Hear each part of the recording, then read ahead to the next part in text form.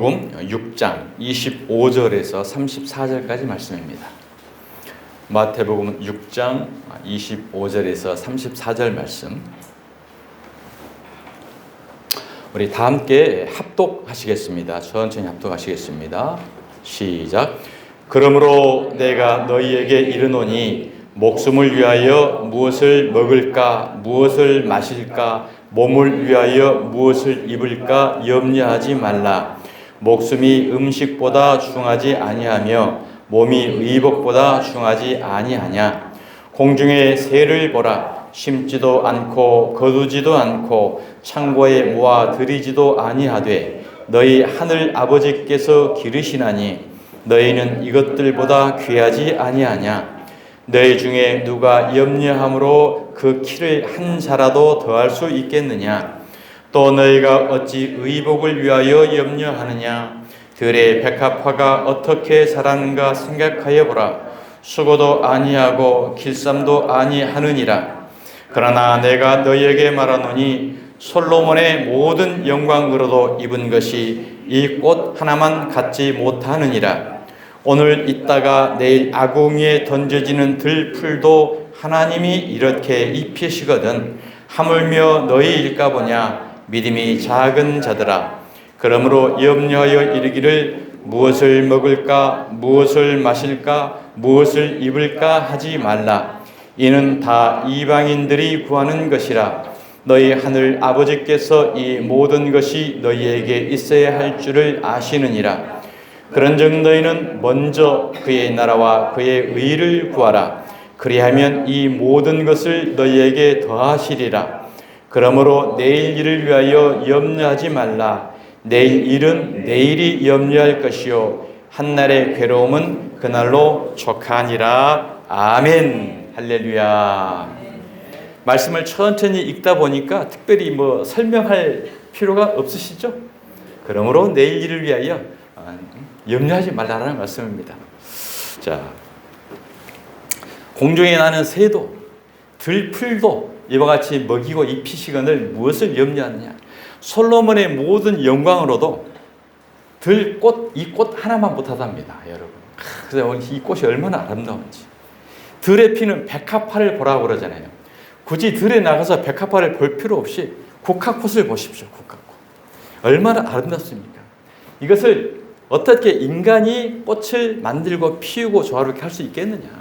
하나님이 이처럼 다 먹이고 입히시거늘 무엇을 염려하느냐라고 오늘 성경 우리에게 말씀합니다. 자, 오늘 말씀이 마태복음 6장 마지막 부분인데요. 6장을 쭉 한번 거슬러 볼게요. 거슬러 기억력을 한번 되새기는 의미에서 맨 처음에 구제에 대해서 말씀했습니다. 6장 1절부터 구제. 바른 구제를 하라고 그랬죠. 여러분, 구제가 바른 구제는 뭐라고 그랬습니까? 바로 생명의 복음의 말씀을 전해주는 것이 바른 구제였다.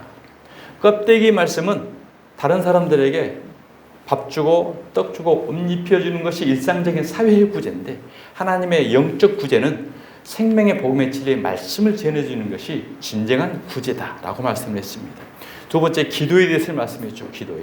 그러니까 구제도 은밀한 것을 은밀한 중에 구제를 하라. 은밀이라는 것이 복음, 계시, 비밀 이걸 말하는 거예요. 하나님의 말씀 속에 감추어진 생명의 말씀을 구제를 해라는 거죠. 기도도 은밀한 중에 보시는데 하나님께 기도하라고 그랬어요. 그러니까 은밀한 중에 보시라는 것이 하나님 말씀 속에 복음의 진리의 계시 감춰져 있는 생명의 말씀 가운데 있는 그 하나님께 기도를 해라. 그러면서 일용할 양식을 구하라 라고 기도에 말씀했죠. 이 일용할 양식이 우리가 날마다 먹는 밥이 아니고 생명의 말씀이라고 그랬죠. 예수님의 살과 피, 하나님의 복음의 진리의 말씀을 우리에게 주십시오. 그래야 우리 영혼이 삽니다. 그래서 일용할 양식을 구하라고 그랬고, 세 번째는 금식에 대해서 말씀했습니다. 금식. 세상적 금식은 밥을 안 먹는 게 금식이죠. 그러나 진리가 영적 금식은 오직 예수 그리스도의 복음의 진리만 먹는 것이 금식이라는 거죠. 하나님의 말씀을 사람의 계명으로 바꿔서 윤리, 교훈, 도덕, 정치, 철학, 신비, 기복 이런 것들을 먹지 말아라. 이런 것들을 먹지 말고 오직 예수 그리스도 생명의 떡이신 예수님의 살과 피 이것만 먹는 것이 진정한 금식이다.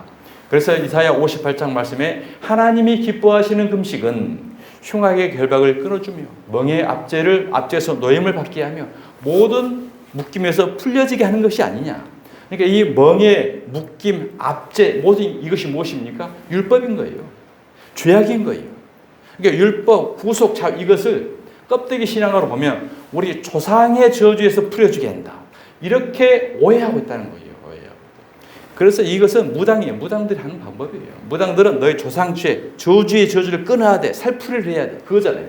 그것을 똑같이 기독교에 데려와가지고 너희들 밥 먹지 말고 금식을 하면 너희 조상 내려오는 이 저주를 끊어줘. 이렇게 오해하고 있다는 거죠. 이게 아니고 오직 하나님의 생명의 복음의 진리의 말씀만을 먹게 되면 이것을 통해서 모든 우리 율법의 죄악의 어둠 사슬에서 우리를 해방시켜준다. 이것이 하나님이 기뻐하는 금식이다. 라고 성경은 정의했습니다. 자, 그 다음에 보물 얘기죠. 보물을 하늘에다 쌓아두라. 보물이라는 것은 우리가 이 땅을 살아가면서 부동산, 재물, 금괴 이게 보물이 아닌 거고 오직 예수 그리스도 생명의 말씀, 복음 진리 이것을 우리 마음을 하늘 만들어서 우리 마음 속에 쌓아라. 그래야 천국을 이룬다는 거죠. 왜? 우리 마음이 성전이잖아요. 우리 마음이 성전이고 성령을 모시는 곳이 곧 하늘이기 때문에 이 보물을 이 마음 가운데 쌓아 날마다 일용할 양식으로. 그러면 너희가 천국을 이룬다. 이것이 보물을 하늘에 쌓아두라는 진정한 말씀이죠. 이 말씀도 오해하면 이단들은 뭐예요? 너희들 갖고 있는 귀하게 여긴 재물, 보물 다 교회에 바쳐. 이래서 이단들이 들어가는 거죠. 그러니까 하나님의 말씀을 정확한 안에 감춰져 있는 진리를 발견하지 못하면 문자적으로 껍데기만 보면 전혀 다른 걸로 오해가 된다는 거죠. 다 그러잖아요. 금식도 마찬가지고 보물도 마찬가지고 기도도 마찬가지고 오늘 말씀에도 이방인들처럼 기도하지 말라는 거죠. 이방인들이 기도는 뭘 위해서 기도합니까? 전부 그들은 이 땅에서 잘 먹고 잘 살고 육신을 위한 데 기도하잖아요. 우리 주상이 잘 되고 우리 가문이 잘 되고 우리 자식이 잘 되고 복 받고 부귀 영화 누리는 것. 이 종교는 전부 인간의 육신을 위한 게 기도입니다. 그러나 우리의 기도는 무엇인가? 영혼을 위한 기도라는 거죠. 영성을 위한 기도. 저 하늘에 우리는 목적이 거기 있기 때문에 거기를 향해 가는 거지. 그래서 종교와 신앙의 차이는 뭐냐? 신앙이라는 것은 오직 하나님을 바라보며 하늘 영성을 바라보는 게 신앙인 거고 종교라는 것은 우리 이 땅에서 윤리적으로, 교훈적으로, 도덕적으로 평화롭고 잘 먹고 잘 살고 다 이게 종교 생활인 거예요. 그러니까 어떤 단체에서 평화라든지 행복이라든지 정말 치유라든지 이 땅에서 잘 먹고 잘 사는 거기에 주안점이 있다고 한다면 전부 그것은 종교 생활에 국한되는 것입니다. 그러니까 기독교에서 하나님의 말씀을 종교 생활에 관련된 것으로 말씀을 전한다고 하니까 다른 이단들이 너희들이나 우리들이나 똑같지 않느냐, 목표는 똑같지 않느냐, 기도하는 대상만 다를 뿐이지. 그러니까 우리 손잡고 똑같은 이 세상의 목적을 이루자. 이게 바로 종교 통합인 거죠. WCC 하자는 거죠. 우리는 그게 전혀 다르잖아요. 육적인 거잖아요. 우리는 오직 영생의 것을 원한다. 자, 그래서 마태복음 6장 7절에 보니까 기도할 때에 이방인과 같이 중언부언하지 말라. 그들은 말을 많이 하여야 들으실 줄 생각하느니라. 그렇죠. 그렇게 하지 말라고 했는데 오늘 이 시대에도 기도를 3시간 해야 돼, 4시간 해야 돼. 똑같은 말을 계속 중언부언해야 된다라고 가르치잖아요. 그래야 능력받는다고 생각을 하고.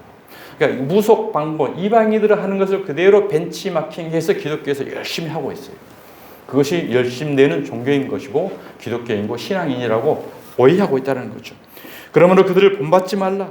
구하기 전에 너희에게 있어야 할 것을 하나님 너희 아버지께서 아시느니라. 그렇습니다.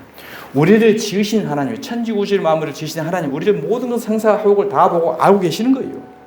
그러면서 우리에게 요구하는 것이 뭐냐? 바로 천국 백성을 대라는 거죠. 천국 백성. 생명의 말씀을 먹고 우리 성전을 하나님의 성전 만들고 하나님의 진정을 원하는 기도를 하고 이걸 원하라고 우리를 보고 있는데 이것은 관여하지 않고 세상 것들, 이방인들과 똑같이 그들에게 경쟁하듯이 기도 양 쌓기, 열심 내기, 자기 의 쌓기 이거 하고 있다는 거죠.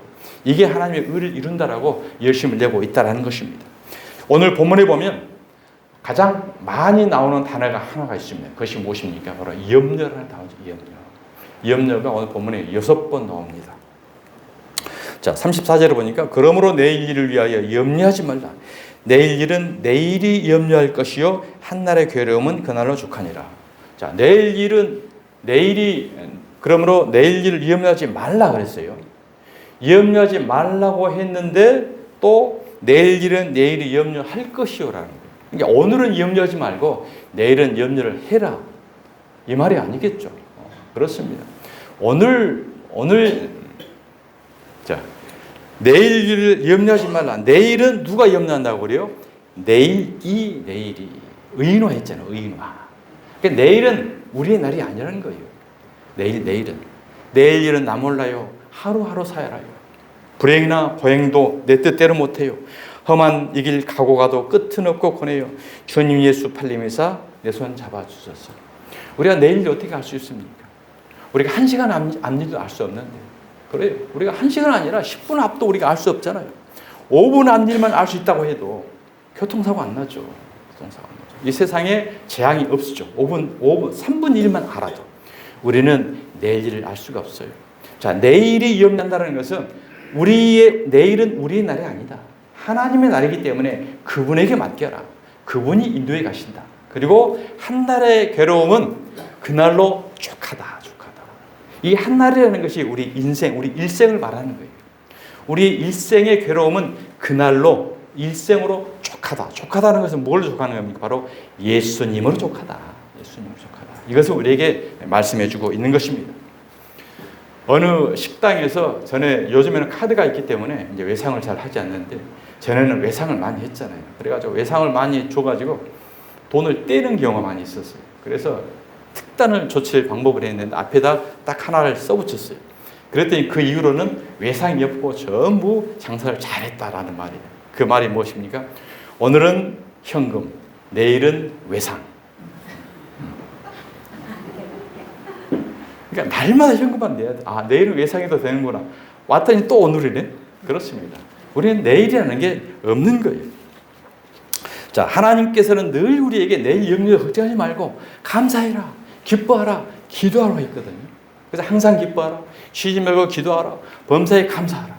그러니까 마귀는 뭐 할 거예요? 마귀는 항상 염려하라, 항상 쉬지 말고 근심해라, 범사에 괴로워해라. 이게 마귀예요, 마귀. 자, 마태복음 13장 22절 한번 보겠습니다. 가시떨기에 뿌려졌다는 것은 말씀을 들으나 세상의 염려와 재물이 유혹의 말씀이 막혀 결실하지 못하는 자요. 그렇습니다. 가시떨기 하나님의 말씀을 들을 때에도 지금 앉아서 여러분 혹시 무슨 염려 걱정하고 있어요? 갯돈 임대료 내야 될 것, 이 염려하고 있습니까? 그러면 이 말씀이 안 들어요. 안 들어요. 오늘 이 1시간, 이 40분만이라도 모든 근심을 다 털어버리고 오직 말씀을 잘 받는 시간 되시길 바랍니다. 세상의 염려. 세상의 염려는 가시떨기라니까, 가시떨기. 가시떨기의 말씀이 부러지면 그 생명의 씨앗이 자랄 수 있겠어요? 못 자라는 거죠. 그늘에 막혀서 씨가 못 자라는 거죠. 세상의 염려와 재물의 유혹의 말씀에 막혀 결실이 못하는 자요 라고 말씀합니다. 염려를 많이 하게 되면 어떻게 됩니까? 결국은 질병으로까지 오게 돼요. 육신의 질병까지. 계속 근심, 걱정, 염려하다 보면 마음이 상하게 되고, 마음이 상하면 몸이 상하게 되고, 몸이 상하게 되면 우리 질병이 올 수밖에 없는 거죠. 잠언 17장 22절 말씀입니다. 마음의 즐거움은 양약이라도 심령의 근심은 뼈를 마르게 합니다. 그렇습니다. 오직 하나님을 즐거워하고 찬송하고 내일 염려 걱정하지 말고 오늘 예수 그리스도로 만족하는 이 양약이, 마음의 즐거움이 우리 몸에도 양약이 되는 줄 믿습니다. 근심은 뼈를 마르게 한다고 그러잖아요. 뼈를. 자, 근심을 왜 뼈를 마른다고 했을까? 이 뼈가 말이에요. 성경적으로 뼈에서 우리가 뭐가 만들어집니까? 피가 만들어지잖아요. 피. 뼈에서 골수가 있죠. 골수에서 피가 만들어지는 거예요. 그러니까 성경적으로 이 근심은 뼈를 마르게 한다는 것은 우리 영혼을 죽인다는 거죠. 에덴 동산에서 하나님께서 아담을 만드시고 아담의 옆구리를 통해서 뼈를 빼내죠. 뼈를 빼내서 하와를 만들어요. 왜 굳이 아담의 머리카락을 DNA도 되니까 머리카락을 빼서 만들어도 되고 손톱으로 했어도 되고 그냥 말로 해도 되는데 왜 굳이 뼈를 빼서 만들었냐는 거죠. 뼈가 바로 피라는 거예요. 피. 골수, 피. 옆구리에 나온 갈비뼈에서 하와가 만들어진 것처럼 훗날 예수님이 십자가에 달리시죠. 달리셔서 로마의 군인들이 창으로 예수님 옆구리를 찌르죠. 거기서 피가 나오죠.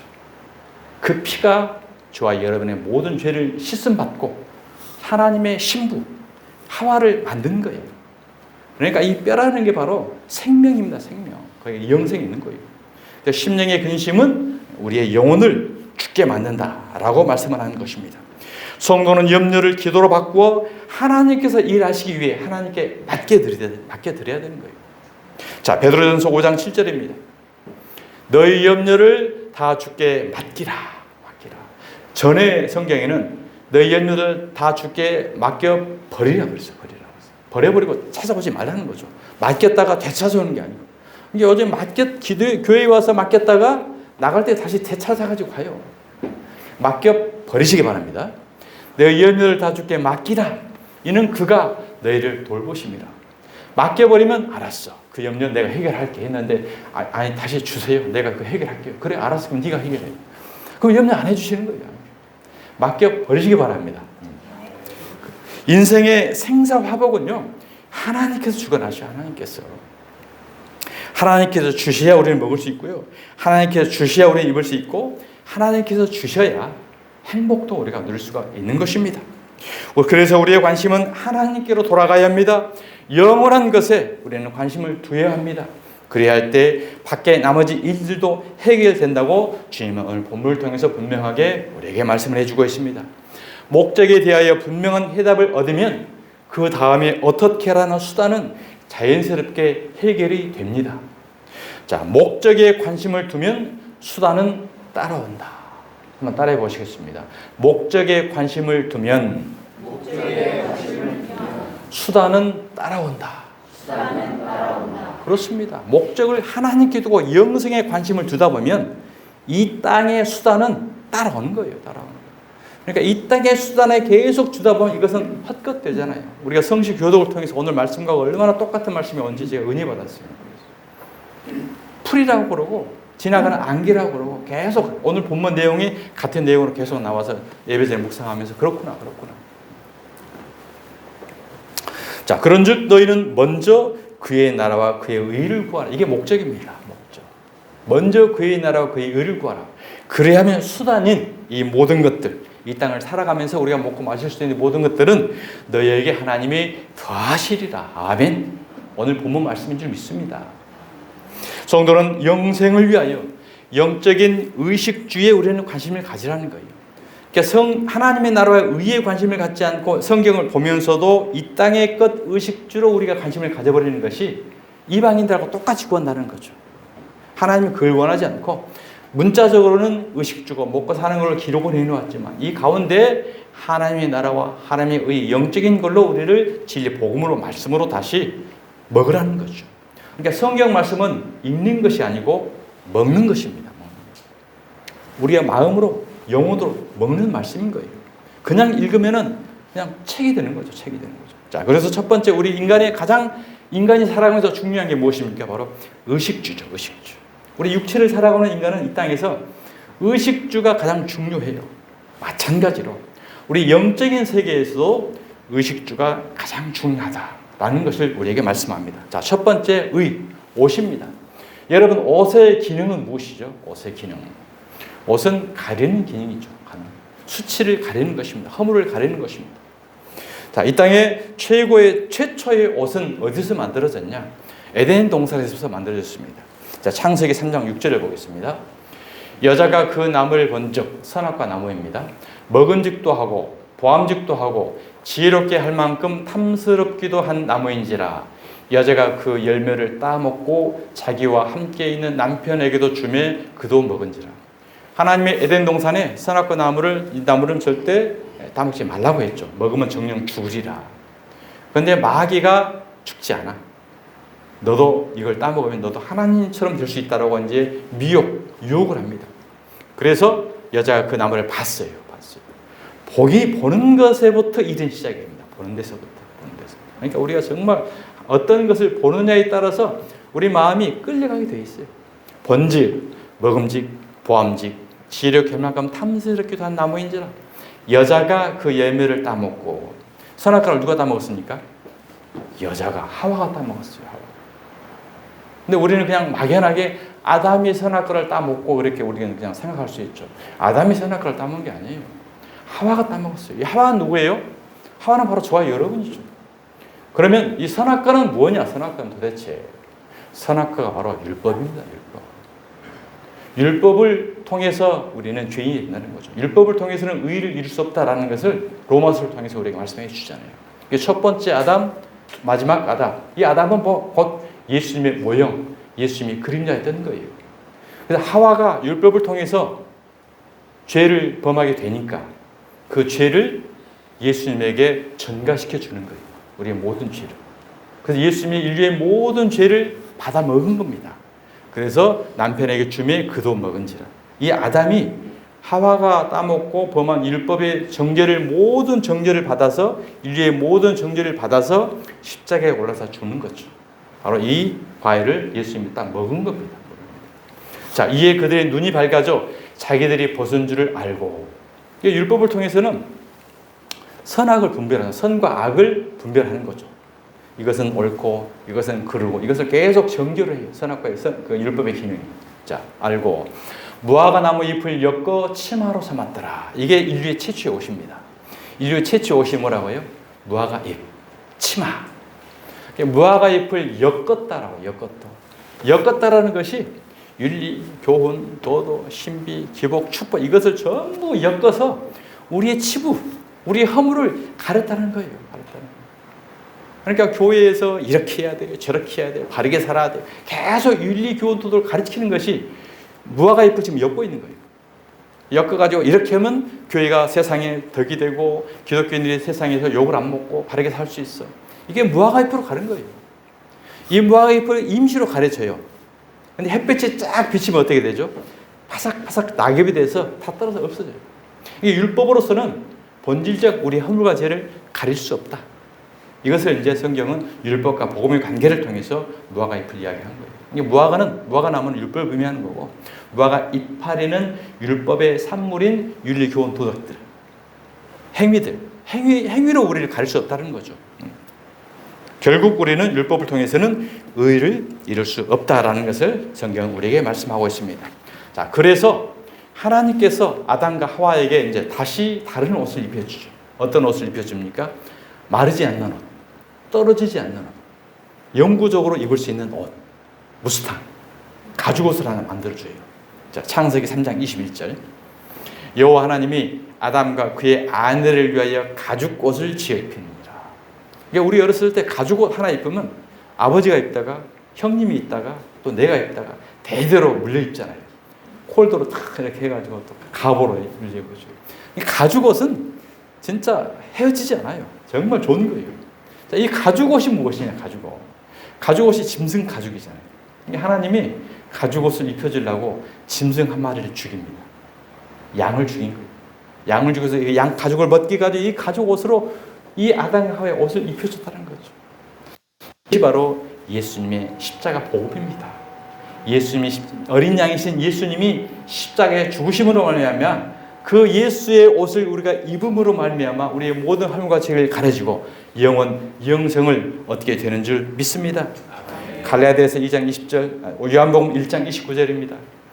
자, 이튿날 요한이 예수께서 자기에게 나아오심을 보고 이르되 보라, 세상 죄를 지고 가는 하나님의 어린 양이로다. 이 양을 에덴 동산에서 하나님이 잡으신 거예요. 죽이신 거예요. 내가 전에 말하기를 내 뒤에 오는 사람이 이보다 있는데 나보다 앞선 것은 그가 나보다 먼저 계심이라 한 것이 이 사람을 가리킴이라. 세례 요한이 늘 전했던 대상이 바로 예수님이었다는 거죠. 어린 양이신 예수님. 죽어야 할 재물, 영생 재물. 이것을 세례 요한이 계속 이야기했다는 거예요. 그러니까 세례 요한은 율법을 상징해요. 구약의 마지막 선지자, 마지막 제사장. 율법의 상징. 그러니까 율법은 세례 요한이 전했던 것은 예수님이었던 것처럼 율법이 전한 것은 곧 복음을 전하기 위한 과정이었다. 초등교사였다. 몽학 선생이었다는 거죠. 그러니까 율법을 우리는 믿는 것이 아니고 율법이 전하고자 했던 예수, 율법이 전하고자 했던 복음. 우리가 복음을 붙들어야 영생이 있는 거지. 그냥 율법을 붙들어 가지고서는 무화과 잎을 가리는 거고 영생이 없다는 거죠. 율법 무화과 잎을 가리다가 저주받은 사람들이 누굽니까? 유대인들이죠. 서기관, 율법사, 바리새인들. 그들은 율법을 통해서 무화과 잎을 갈기갈기 잘 엮어가지고 철저하게 몸을 다 가렸어요. 근데 그것을 통해서는 저주 자식이라고 예수님이 저주했던 것입니다. 그것을 통해서는 죄를 갈 수가 없고, 그것은 곧 다른 말로 오실 예수 그리스도를 무시하는 것이 된다는 거죠. 율법의 행위로 의롭다함을 이룬다는 것은 곧 예수 그리스도의 십자가를 헛되게 하는 것이다. 헛되게 하는 것이다.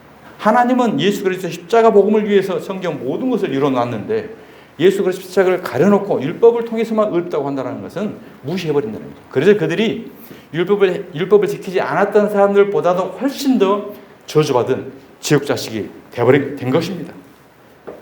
내가 그리스도와 함께 십자가에 못 박혔나니 그런즉 이제는 내가 사는 것이 아니요 오직 내 안에 그리스도께서 사시는 것이라. 이제 내가 육체 가운데 사는 것은 나를 사랑하사 나를 위하여 자기 자신을 버리신 하나님의 아들을 믿는 믿음 안에서 사는 것이라. 아멘. 이 하나님의 아들을 믿는 믿음 안에서 사는 것이 우리가 가지고 올 수 있는 것이고 영생을 얻게 된다는 거예요. 율법 행위로서는 우리는 도저히 구원을 얻을 수가 없고, 그러니까 열심히 평생 동안 신앙생활을 하면서 율법을 지키면서 의로워지려고 했던 이들은 구원이 없어요. 율법주의자들. 자, 그래서 갈라디아서 3장 27절입니다. 누구든지 그리스도와 합하기 위하여 세례를 받은 자는 그리스도로 옷 입었느니라. 이 세례를 받는다는 것이 그리스도와 함께 십자가에 죽는 겁니다. 십자가에 예수님이 죽을 때 예수 그리스도를 믿음으로 나는 함께 죽었다. 이것이 바로 영적 세례의 의미라는 거죠. 이스라엘 백성들이 출애굽을 하는 게 세례인 거고, 홍해를 건너잖아요. 물속에 들어갔다가 광에서 나오잖아요. 이게 세례인 거고, 결국은 이것이 예수님이 과거의 육적인 것이 내가 언제 죽는 것, 이걸 의미하고 있는 것입니다. 반드시 저와 여러분은 천국 갈 때 뭘 입어야 돼요? 이 옷 입어야 돼요. 우리의 행위, 죄악, 과거의 어떤 잘못된 것, 이건 다 우리는 덮어줘요. 가죽옷을 입어버리면 다 덮어줘요. 예수 그리스도 십자가 보혈의 피는 우리의 어떤 허물과 죄든지 다 덮어줍니다. 반드시 예수 그리스도의 이 옷만 입어야 우리는 천국 혼인잔치에 참여하게 되는 줄 믿습니다. 마태복음 22장 10절 말씀입니다. 종들이 길에 나가 악한 자나 선한 자나 만나는 대로 모두 데려오니 혼인잔치에 손님들이 가득한지라. 오늘 이 시대에 악한 자나 선한 자나 만나는 대로 모두 데려와서 교회 안에 있습니다. 교회 안이 혼인잔치의 모형, 그림자인 거죠. 자, 임금이 손님들을 보러 들어올 때, 임금이 우리 신랑 되신 예수님, 만왕의 왕이신 예수님, 마지막 때 옵니다. 임금이 손님들을 보러 들어올 때 거기서 예복을 입지 않은 한 사람을 보고, 이 예복이 바로 가죽옷입니다. 예수 그리스도로 옷 입는 것. 이 복음의 옷, 진리 옷. 이 옷을 입지 않는 한 사람을 보고 12절 이르되 친구여 어찌하여 예복을 입지 않고 여기 들어왔느냐 하니 그가 아무 말도 못하거늘. 그 입기는 입었죠. 어떤 옷입니까? 무화과 나무 입. 무화과 나무를 입고 잘 입었다라고 앉아있는데 임금이 와서 봤을 때는 내가 너희한테 입고 오라는 그 예복이 아니야. 다른 옷을 너 입고 있는 거야. 지금 그걸 이야기하는 거예요. 그러니까 오늘 이 시대도 교회 열심히 예배드리면서 율법의 옷을 입고 있으며 무화과 옷을 입고 있으면서 천국잔치의 예복을 나는 입고 있다라고 지금 착각하고 있을 수 있다는 거죠. 임금이 사원들에게 말하되 그 손발을 묶어 바깥 어두운 데 내던지라. 바깥 어두운 데가 지옥입니다. 지옥. 사랑하는 성도 여러분, 우리가 이 땅을 살아가면서 가장 두렵고 떨림이 늘 우리는 마음 가운데 이 지옥을 생각하면서 신앙생활을 해야 돼요. 이 지옥을 우리는 잊어버릴 수 있다는 거죠. 이 지옥, 저기 안 가기 위해서 우리가 신앙생활 하는 거잖아요. 천국 가기 위해서 신앙생활 합니까? 지옥 안 가기 위해서 신앙생활 합니까? 천국 그냥 대충 살아서 괜찮아요. 왜? 거기는 다 좋으니까. 큰 집, 새 집, 낡은 집, 비싼 집 이런 거 없어요. 지하방도 없어요. 천국은. 다 좋기 때문에 어쨌든 가기만 하면 좋아. 대신 지옥만큼은 안 가야 되잖아요. 지옥만큼. 천국이 물론 상급해서 좋죠. 그러나 거기는 차별도 없고 눈물도 없고 근심도 없고 모든 완벽한 곳이기 때문에 반드시 바깥 어두운데 여기를 우리 안 가야 된다는 거죠. 거기서 슬피 울며 이를 갈게 되리라. 여러분, 우리가 살아가다가 이를 가는 경우가 왜 이를 가요? 억울해서 이른 거예요. 억울해서. 평생 동안 신앙생활 열심히 하고 금식도 하고 밥도 40일 동안 안 먹고 하라는 거 다 하고 구제하라고 해서 우리 집 그 옷, 쌀 다 구제했고 밥 퍼서 다 먹이고 구제 다 했고 금식 다 했고 하라는 거 다 했는데 왜 손발 묶어서 바깥 어둠에 던지라는 거죠? 이게 신앙생활을 잘못했다는 거죠. 율법 신앙을 했다는 율법으로. 그러니 억울해서 일을 가는 거예요. 일을 가면서 평생 동안 재산 돈 다 바쳐서 했는데 나를 이럴 수가 있습니까? 하나님. 그래서 일을 갑니다. 아예 하나님을 안 믿는 사람들은 일 안 갈아요. 그게 진짜 있었구나. 그래서 내가 당연히 오게 되는구나. 수용하고 지옥 스스로 들어가요. 스스로. 지옥 어디로 갈래? 여기는 도저히 내가 못 갈 때는군요. 난 당연히 여기를 가야 되는 알아서 불구덩이 들어갑니다. 근데 열심히 평생 신앙생활 했다는 여기는 내가 갈 것 아니야. 일을 부득부득 가면서 우리 목사님이 하라는 대로 했는데요. 왜 여기를 가야 돼요? 어느 분 주중에 그 복음을 증거하다가 자, 이제는 우리가 이 땅을 참 평안하고 잘 먹고 잘 사고 참 좋습니다. 행복하게 좋습니다. 그러나 우리가 이후에 영생의 남은 삶을 위해서 우리가 대비를 해야 되지 않겠습니까? 이런 이야기를 했어요. 그걸 어떻게 알 수 있냐? 정말 이 땅에서 행복하고 잘 살고 선하고 바르게 살면 다 하나님이 계시는지 모르지만 그분이 착한 대로 사는 대로 잘 이렇게 해 주시겠지. 나는 천국과 지옥은 안 믿는다. 어떻게 믿을 수 있냐?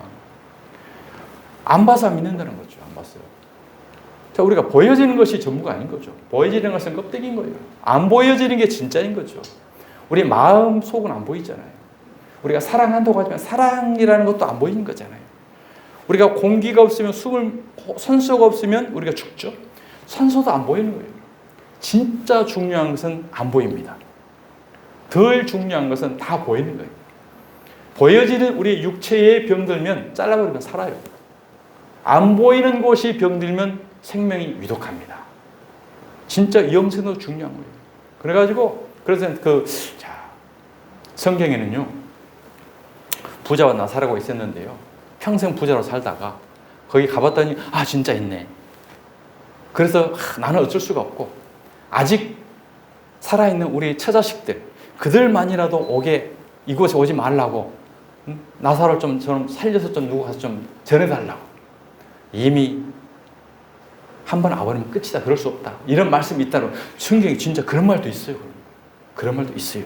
제가 다음에 성경을 자세하게 풀어드릴 테니까.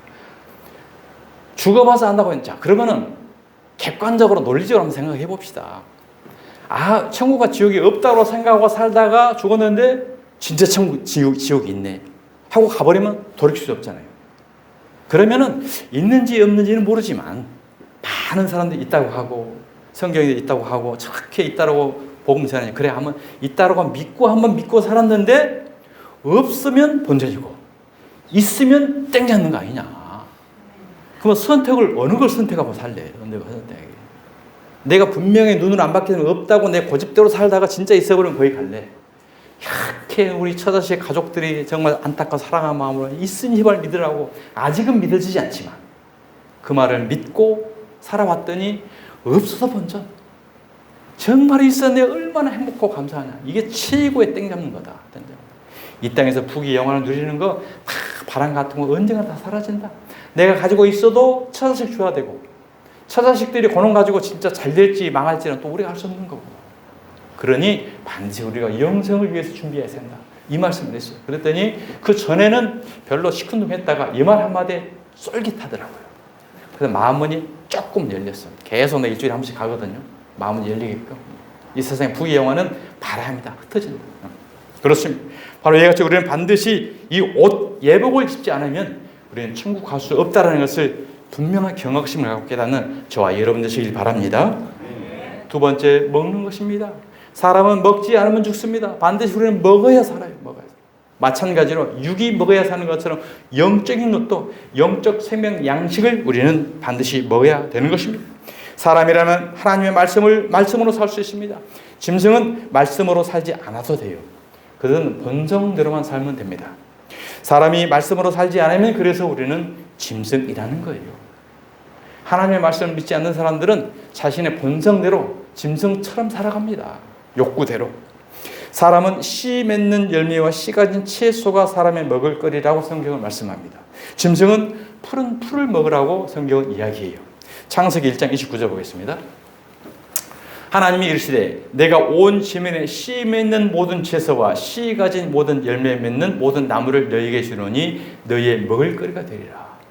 또 땅의 모든 짐승과 하늘의 모든 새와 생명이 있어 땅에 기는 모든 것에게는 내가 모든 푸른 풀을 먹을거리로 주노라 하시니 그대로 되니라.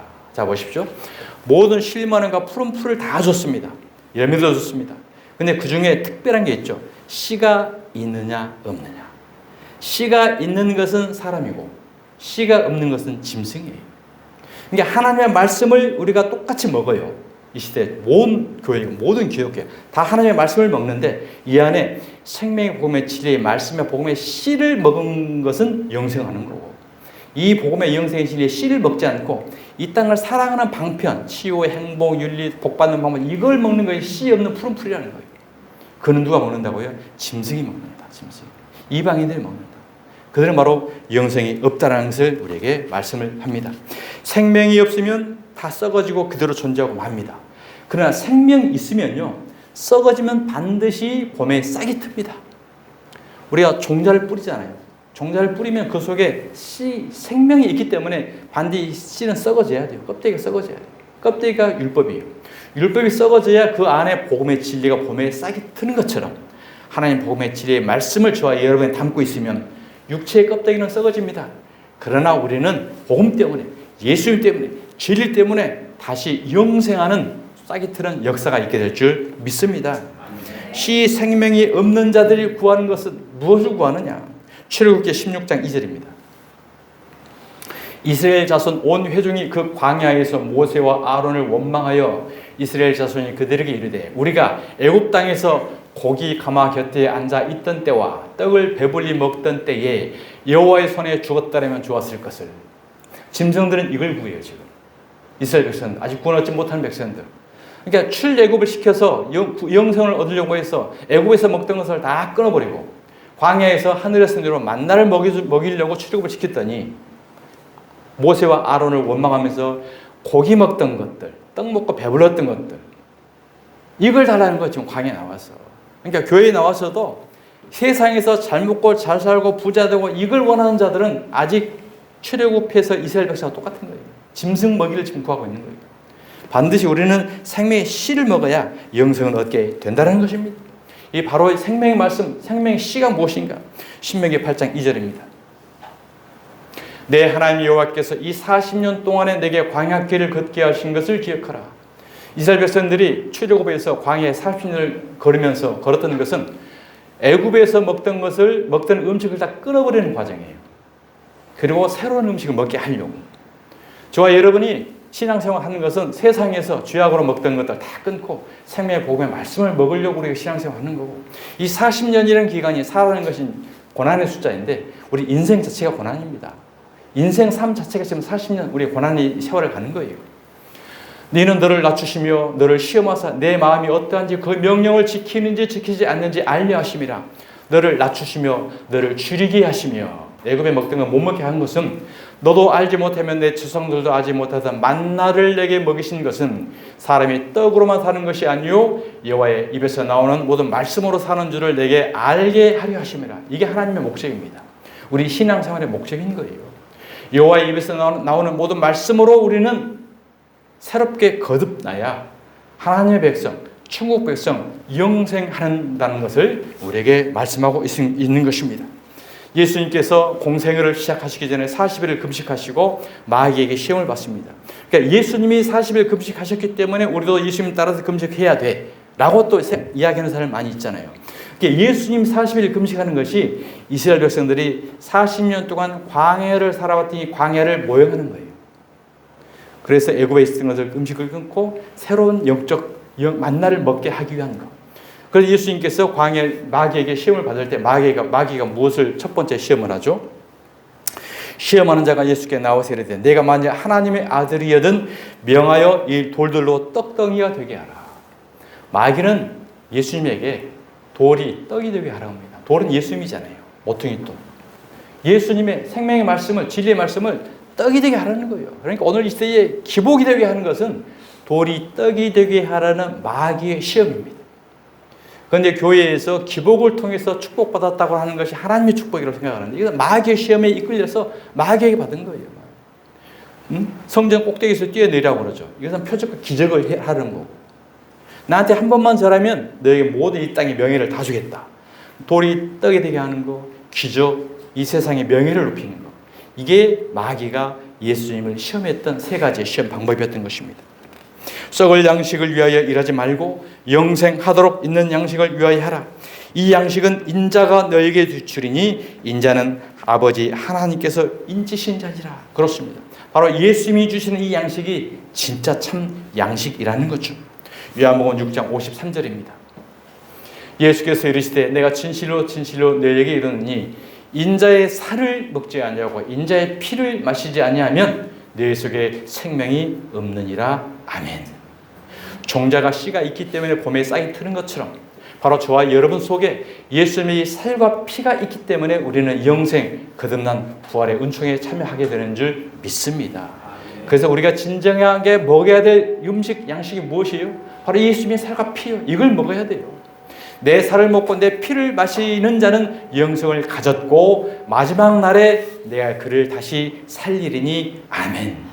사랑하는 성도 여러분, 이 먹을 이 양식에 생명을 거는 저와 여러분이 되어야 하는 줄 믿으시기 바랍니다. 자, 요한복음 14장 1절입니다. 마태복음 18장 19절. 자, 세 번째는 이제 집의 문제, 집. 우리가 집이 있어야 이 세상에서 안식을 누리잖아요. 안식을. 그렇습니다. 궁궐이든 초가든 편안하게 내 누울 곳이 최고의 안식처입니다. 아무리 나무 집 좋은 집에 가서도 불편하잖아요. 아무리 내 집이 허술하고 초라하더라도 내 집에 와서 편하게 다 벗어버리고 털어버리고 누워있는 것이 바로 어디예요? 그것이 바로 천국인 거예요. 바로 의식주. 세 번째 주. 이 주 문제라는 거죠. 자, 내 살을 먹고 내 피를 마시는 자는 내 안에 거하고. 이 거한다라는 게 집이에요, 집. 내 안에 거하고. 그의 안에 거하나니. 거한다는 게 살다, 차지하다, 죽어. 이 집을 말하는 거예요. 이게 살과 피를 먹고 마시면 예수님이 우리를 집 여기는 거고 우리가 예수님을 집 여겨서 예수님과 우리가 하나가 된다는 거죠. 자, 마태복음 8장 19절 보겠습니다. 한 서기관이 나와 예수께 아뢰되 선생님이여 어디로 가시든지 저는 따르리이다. 예수께서 이르시되 여우도 굴이 있고 공중의 새도 거처가 있으되 인자는 머리 둘 곳이 없다. 자, 서기관이 예수님을 따르겠다라고 고백을 합니다. 그런데 예수님이 그 서기관 안을 보니까 내가 네 속에 있을 너는 내 집이 아니야. 이 말씀이에요. 그럼 서기관 그 집 안에는 누가 살까요? 여우가 살고 새가 산다는 거예요. 여우가 살고 새가 사는 곳이 마귀 귀신이 어둠이에요. 세상. 너 나 열심히 믿는다고 좀 신앙생활 한다고 율법으로 서기관으로 율법 박사로 율법 잘 지켜서 날 따른다고 네 안에는 내 집 아니야. 마귀 집이야. 귀신 집이야. 여우 집이야. 이것을 말씀하고 있는 거예요. 자, 요한복음 14장 1절. 너희는 마음에 근심하지 말라. 하나님을 믿으니 또 나를 믿으라. 내 아버지 집에 거할 곳이 많도다. 지금 아버지 집을 말하는 거죠.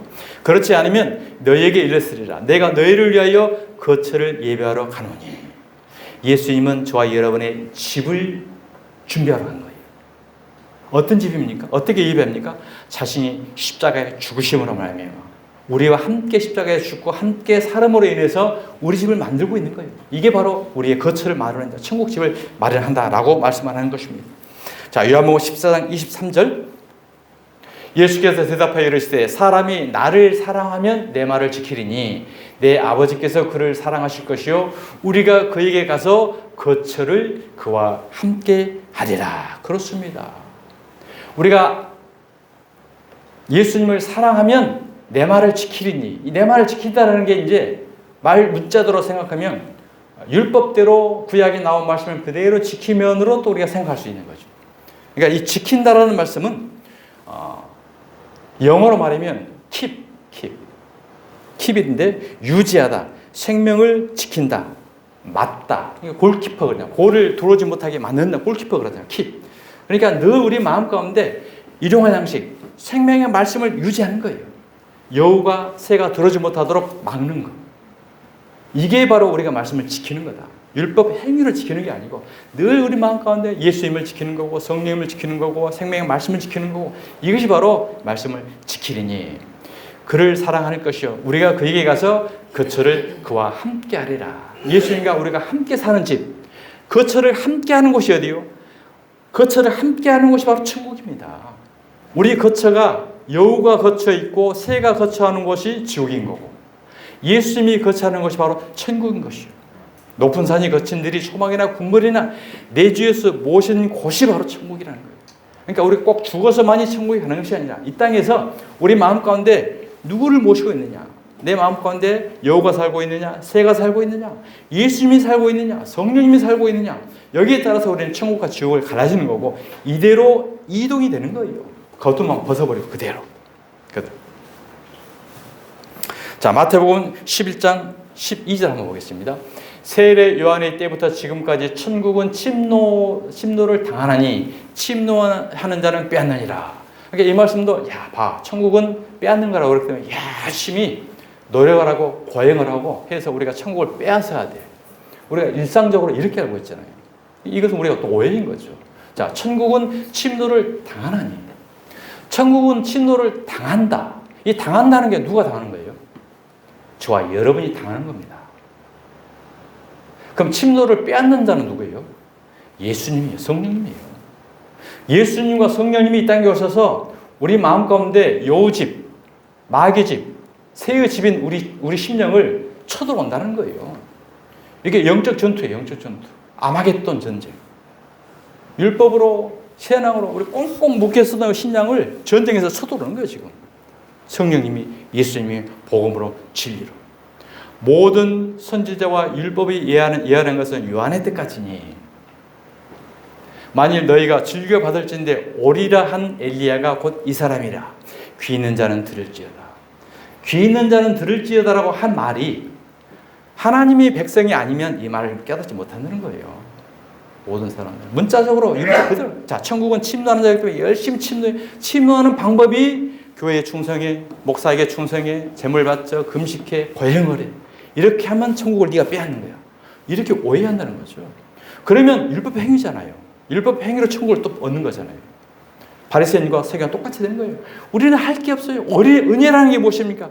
우리는 하는 것 없이 하나님이 다 하는 게 은혜예요. 하나님이, 예수님이, 성령님이 우리는 여우집이고 지옥 자식이고 깜깜한 어둠이었는데 그분이 쳐들어와 버린 거예요. 우리는 침노를 그래야 당해야 되는 거예요. 그래야 우리는 당하고 우리는 그분 앞에 내어주고 받아들이면 그분이 우리를 차지해서 우리를 천국을 이뤄간다라는 게 하나님의 말씀입니다. 자, 마지막 말씀 요한복음 2장 14절 한번 보겠습니다. 성전 안에서, 성전은 우리 심령 성전입니다. 당시에는 헤롯 성전 46년 유대 성전이었고 성전 안에서 소와 양과 비둘기 파는 사람들과 돈 바꾸는 사람들이 앉아있는 것을 보시고 오늘 이 시대의 교회를 말하는 것이고 오늘 이 시대 우리 신앙 생활을 말하는 거예요. 소와 양과 비둘기. 소는 하나님을 의미하는 거고 양은 어린 양이신 예수님을 의미하는 거고 비둘기는 성령님을 의미하는 거잖아요. 그러니까 소와 양과 비둘기를 팔아요. 이용을 해요. 재단에서. 그래가지고 뭘 바꿔요? 돈 바꾸잖아요. 돈 바꾸잖아요. 오늘 이 시대의 교회입니다. 그래서 교회가 궁궐이 되지 않습니까? 성전이라고. 소 팔고 양 팔고 비둘기 팔아가지고 돈 받고 앉아있는 오늘 이 시대의 대한민국 기독교를 예수님은 오늘 성경 말씀을 통해 우리 말씀하고 있는 것입니다. 자, 15절 노끈으로 채찍을 만드사. 노끈이 진리의 허리띠예요. 오직 예수의 생명의 말씀으로 채찍을 만드사. 그 안에 있는 너희들이 양, 소, 비둘기라고 여기고 있는 그런 것들, 가짜 재물을 이런 것들을 다 쫓아내시고 돈 바꾸는 사람들의 돈을 쏟으시고 상을 엎으시고 그러한 돈을 하나님이 안 받는다는 거예요. 하늘에 많은 교육관 짓고 지도원 짓고 어마어마하게 궁궐처럼 이러한 그 돈을 쏟아버린다는 거죠. 상을 엎은다. 판을 엎는다는 거죠. 너희들이 드리고 있는 구약적, 율법적, 가식적, 껍데기적 예배 이런 것들은 하나님이 안 받고 그 상을 다 엎는다. 이게 개혁입니다. 개혁. 모든 기구와 조직을 다 바꿔버리는 것. 이게 개혁인 거예요. 오직 율법적 산물, 이 4,000년 동안 내려왔던 유대주의의 모든 개혁을 다 뒤집어 엎어버렸잖아요. 예수님이. 오직 십자가로, 복음으로. 자, 16절. 비둘기 파는 사람들에게 이르시되, 비둘기 파는 게 오늘 성령 장사예요. 율법 장사, 기능 장사, 신비 장사, 은혜 장사, 은사 장사. 기륭하복을 점치고 신비 이상한 말 해가지고 이게 지금 비둘기 장사하는 것들이에요. 이것을 여기서 가져가라. 내 아버지의 집으로 장사하는 집을 만들지 말라 하시니 장사하고 있는 거죠. 소, 양, 비둘기를 팔고 돈 받고 장사하고 있다는 거죠. 오늘 현재 실태를 정확하게 예수님께서 말씀을 하고 있다는 거죠. 제자들이 성경 말씀에 주의 전을 사모하는 열심히 나를 삼키리라 한 것을 기억하더라. 아멘. 그렇습니다. 그들이 무모한 열심으로 지금 열심을 하나님을 섬긴다고는 하고 있지만 오히려 그것이 예수님을 삼키는 짓이다. 나를 죽이는 짓이다. 우리가 이 주택 사는 게 참 중요하다. 그대로 이 현실에 보여지는 것만 계속 불리고 키우고 확대해 나간다는 거죠. 이러한 성전은 예수님은 헐어버리라고 말씀합니다. 이건 구약 성전인 것이죠. 그래서 예수님이 자신이 십자가 위에 올라가서 자신의 몸을 헐어라. 너희들이 하고 있는 구약적 율법, 오늘 이 시대에 잘못 드리고 있는 예배 모든 것을 나의 몸과 하나로 해가지고 다 헐고 내가 성전을 다시 짓겠다. 다시 짓는 성전이 3일 만에 부활하신 십자가 사건인 것입니다. 우리 몸이 오늘 이 시대는 그래서 이 건물이 성전이 아니에요. 건물은 여기서는 예배당인 거죠. 하나님 말씀을 배우는 예배당인 거고. 성전은 어디예요? 우리 몸이에요, 몸. 머리는 지붕이고, 눈은 창문이고, 귀는 소리 듣는 거, 코는 환기통이고, 그 배 주방도 있고, 화장실도 다 있고, 다 있잖아요. 평수가 넓은 아파트도 있고, 좀 초라한 좁은 집도 있고, 아파트 고층에 사는 사람도 있고, 저층에 사는 사람도 있고. 그러니까 우리 몸이 하나님의 성전으로 모양을 똑같이 주신 겁니다. 우리 이 성전에, 이 집에 누구를 모시고 있느냐? 거기에 바로 우리는 천국과 지옥인 줄 믿습니다. 18절.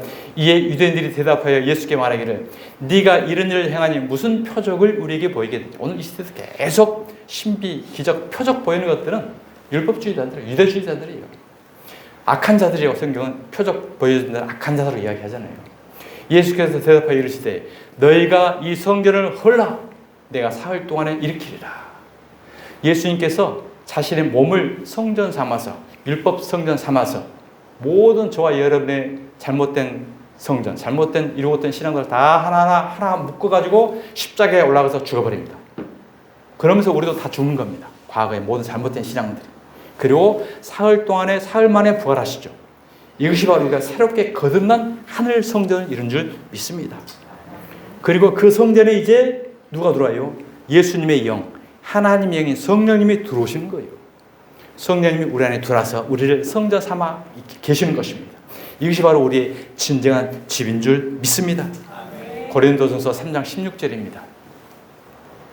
죽은 자 가운데서 너희는 너희가 하나님의 성전인 것과 하나님의 성령이 너희 안에 계시는 것을 알지 못하느냐. 아멘. 이것이 우리의 영적 집이에요. 누구든지 하나님의 성전을 더럽히면 하나님이 그 사람을 멸하시리라. 하나님의 성전을 더럽히는 것은 우리가 뭘로 더럽히는 것입니까? 금식하지 않는 게 더럽힌 거예요. 잘못된 말씀 먹는 거. 일용할 생명의 말씀 입에 다른 것을 먹는 게 성전을 더럽힌다는 거죠. 더럽힌 것으로서는 하나님이 거하실 수 없어요. 성령님이 거하실 수 없어요. 그럼 더러운 것은 누가 갑니까? 또 여우가 들어와요.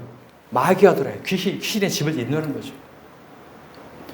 예수님이 진리의 말씀이고 예수님이 빛이에요. 빛이 있어야 우리는 모든 어둠이 따라가는 거죠. 주방에 깜깜한 주방에 바퀴걸레가 어제 아침에 여기 왔더니 사마귀가 있더라고요. 사마귀. 또 오늘 아침에 들어갔더니 개구리가 집 앞에 있어요. 야, 사마귀가 있고 개구리가 내 문 앞에 탁 앉아. 사마귀는 내가 죽였는데 개구리는 너무 커서 죽일 수가 없어가지고 쓰리바퀴로 바깥으로 해가다가 프레데트는 던졌어요. 이걸 보면서 깨달은 거죠. 아, 깜깜하고 어두운 곳들은 이것들이 있는 거구나. 빛이 있으면은 얘들이 오지 않잖아요.